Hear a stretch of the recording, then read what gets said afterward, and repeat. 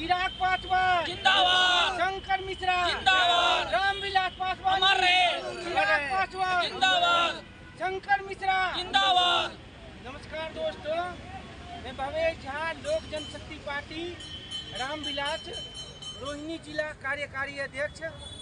साथियों, आज मैं आया हूँ अपना जो ये नागलोई का है, ये 2 नंबर नागलोई लोकेश के नाम से मशहूर है। नागलोई लोकेश के नाम से मशहूर है ये जगह।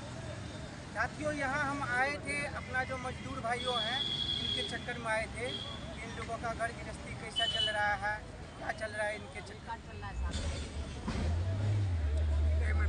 घर गृहस्थी कैसे चल रहे हैं, इस चक्कर में आए थे। साथियों, हम ये काम कर रहे हैं श्री चिराग पासवान जी और प्रदेश अध्यक्ष श्री शंकर मिश्रा जी के नेतृत्व में ये सब काम चल रहा है। और हम आज सर्वे करने आए थे यहाँ 2 नंबर के साइड नागलोई में, और ये नागलोई लोकेश सिनेमा हॉल के नाम से मशहूर है।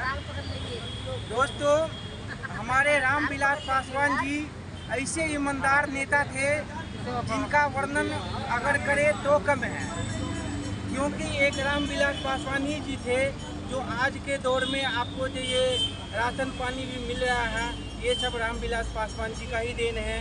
ये मोबाइल वगैरह जो आप यूज कर रहे हैं आज के दौर में, ये सब रामविलास पासवान जी का ही देन है। तो दोस्तों, मैं यही कहना चाहूँगा कि हमारे पार्टी में आइए और हमें सहयोग कीजिए, ताकि इस बार हम श्री चिराग पासवान जी को बिहार का मुख्यमंत्री बना सके और उसके बाद जो है इन्हें हम प्रधानमंत्री बना सके। क्योंकि युवा नेता में वही एक ईमानदार नेता है जो आप लोगों के लिए, देश के लिए कुछ कर सकते हैं। बाकी इनमें से कोई भी नेता ऐसा नहीं है, ऐसा ईमानदार जो ऐसे काम करे जिससे देश आगे बढ़े। दोस्तों, यही कहूँगा कि हमारे पार्टी में जुड़िए, आइए और यहाँ आके और अपना जो है सहयोग दीजिए।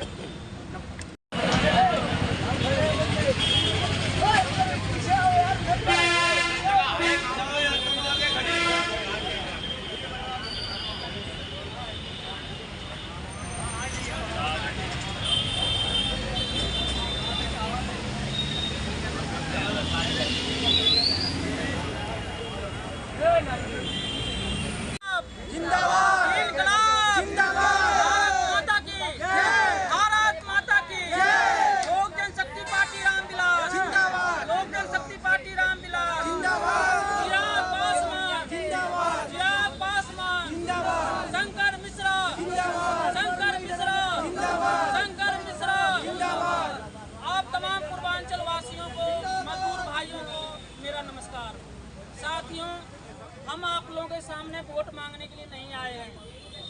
आज जो स्थिति है, हम तमाम मजदूरों को जो स्थिति है, इस स्थिति पे बात करने के लिए आए हैं। साथियों, हम आपके वोट से कोई भी सत्ता पे बैठते हैं।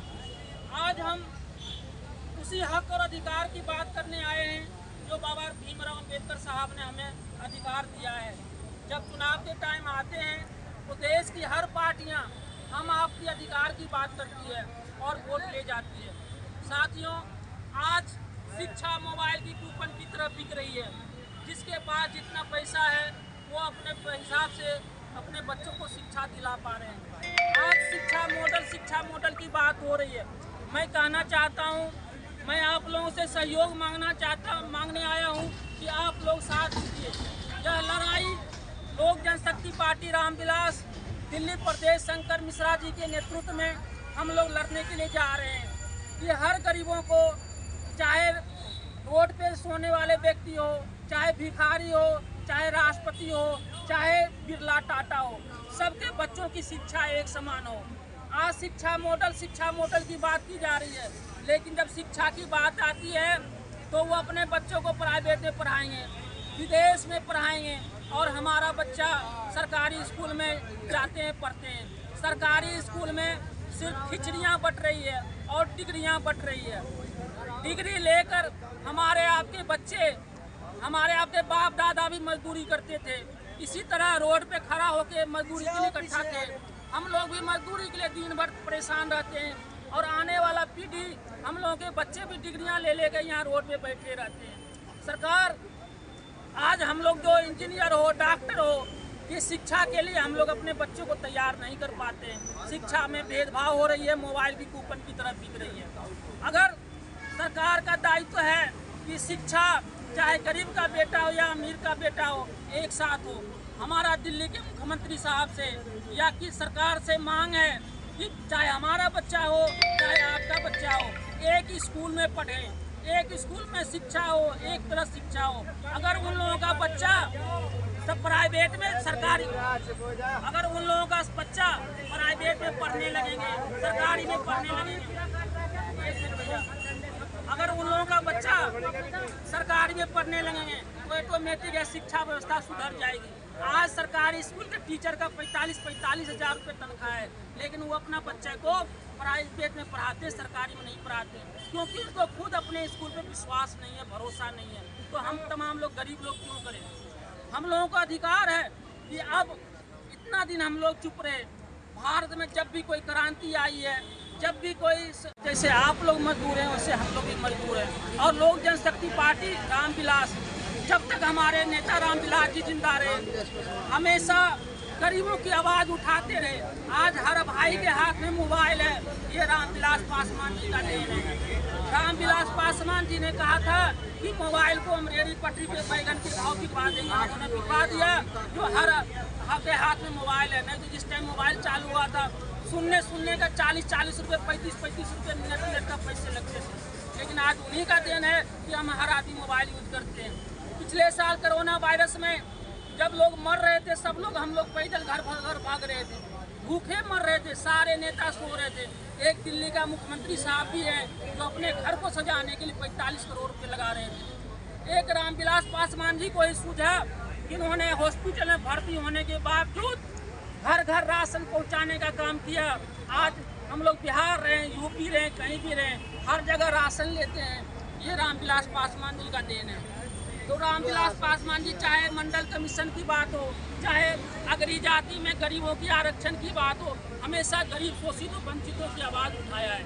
वही आवाज़ चिराग पासवान जी भी ने उठाए और वही आवाज़ हम लोग दिल्ली में शंकर मिश्रा जी के नेतृत्व में उठा रहे हैं। आज चिराग जी चाहते तो मंत्री बनते, बिहार में सरकार होती, लेकिन उन्होंने गरीबों के लिए, अधिकार के लिए कभी समझौता नहीं किया और लड़ाई लड़ते रहे। आज बिहार का कोई भी नेता कहता है कि अगर बिहार शिक्षा का मॉडल होना चाहिए, अहमदाबाद, मुंबई, बेंगलोर से विद्यार्थी बिहार पढ़ने के लिए आना चाहिए, वो चिराग पासवान जी हैं। इसीलिए एक बार चिराग पासवान जी के साथ आइए और आप लोग पार्टी में आइए। हम लोग जो लड़ाई लड़ रहे हैं, इस लड़ाई में पूर्ण रूप से सहयोग करेंगे। रामविलास भाई की, रामविलास भाई की, चिराग पासवान, चिराग पासवान। स्टार्ट बोलिएगा। चलिए भैया, हम धर्मेंद्र अकेला, हम भी बिहार के हैं और चिराग पासवान जी को हम लोग पूरा फुल से सपोर्ट करते हैं और करेंगे। इन मजदूरों पर खाली ध्यान रखें, क्योंकि बनाए उन पे एगो गाना गाने चाह रहे हैं, क्योंकि हम उधर रहते मुंडका में काम करते थे, अब भी मजदूरी करते हैं कंपनी में, तो गाना गाना चाहते हैं। रामविलास के हो बेलाला नवा देशवा के सानावा हो बे राम, रामविलास के हो बेलाला नवा देशवा के सानावा हो बे राम। चिराग भैया के जाने ला जहानावा, चिराग भैया के जाने ला जहानावा, हमनी के जानावा होबे राम। चिराग भैया के जाने ला जहानावा, गरीब लोग के जानावा होबे राम। चिराग भैया जय। हमारे चिराग पासवान जी का कितने बड़े फैन हैं। तो दोस्तों, मैं यही कहना चाहूँगा, इनको दिल से धन्यवाद देना चाहूँगा कि ऐसे आदमियों की हमें सख्त ज़रूरत है और ऐसे अगर हो करके चलेंगे तो हमारे चिराग भैया कभी भी नहीं हारेंगे। तो दोस्तों, इसी बात पे एक बार जोर से जयकारा हो जाए। चिराग पासवान जिंदाबाद, शंकर मिश्रा जिंदाबाद, लोक जनशक्ति पार्टी जिंदाबाद, चिराग पासवान जिंदाबाद। देशवासियों, आपसे सूचित किया जाता है, यहाँ से बाहर से ये लोकेश है, लोकेश नांगलोई 2 नंबर, जहाँ पर कई बाहर के लड़के आते हैं, युवा लड़के आते हैं, है ना। गरीबी इतनी हो गई है और गरीबी इतनी हो गई है, रोड पे ये काम मांगते हैं, इनके रोजगार नहीं है, ये रोजगार कौन देगा? पहली ये बात है, ये हमारे भाई शंकर भाई देंगे। और उसके बाद आपको ये काम करना है, पहले रोजगार देना है। पर बाहर के युवा नेता सभी आते हैं। भाइयों, इन्होंने रोजगार की भाई साहब ने रोजगार की बात करी। रोजगार तभी हो पाएगा जब जो अंगूठा दबाते हैं रोजगार के ऊपर डालिए, तो सब कुछ संभव है। आज देश के नेता हम आपसे वोट लेते हैं, जब रोजगार की बात आती है, धन सेठों को करोड़ों रुपए सरकार लोन देती है, लेकिन हमारा आपका बच्चा पढ़ लिख कर मजदूरी करता अगर चाहेगा कि 2 लाख रुपए लेके हम रोजगार करेंगे, तो सरकार लोन नहीं देती है। कहता है कि गरीबी का बच्चा है, ऐसे आदमी को वोट मत डालो, अपना अंगूठे का निशान ऐसे जगह लगाओ जो हमारी बात सुने, गरीबों की आवाज सुने। हम लोग भारत में जन्मे हैं, भारत में पले पड़े हैं, आज ये मेट्रो बना है, लाल किला बना है, फ्लाईओवर बना है, हम सारे मजदूरों का मेहनत का खून पसीना लगा है, लेकिन आज जब फायदा लेने की बात आती है तो हम लोगों को फायदा नहीं दी जाती है। फायदा कौन लेगा? अंबानी साहब लेंगे, उद्योगपति लेगा, बिजनेसमैन लेगा, जिसका बाप दादा की 2 फैक्ट्रियां थी, आज 10 फैक्ट्रियां हैं, सब सरकार के पैसे पे पल रहा है। लेकिन आज हम गरीब, हमारा दादा भी मजदूरी करता था, हम लोग भी मजदूरी कर रहे हैं और हमारा बेटा भी मजदूरी करेगा। इसके लिए आप जिस अंगूठे का निशान जो लगाते हैं, इसको अपने हक और अधिकार के लिए लड़ने के लिए कीजिए और अपनी आवाज बुलंद कीजिए, तभी संभव होगा। जय हिंद, जय भारत। शंकर मिश्रा की जय, रामविलास पासवान।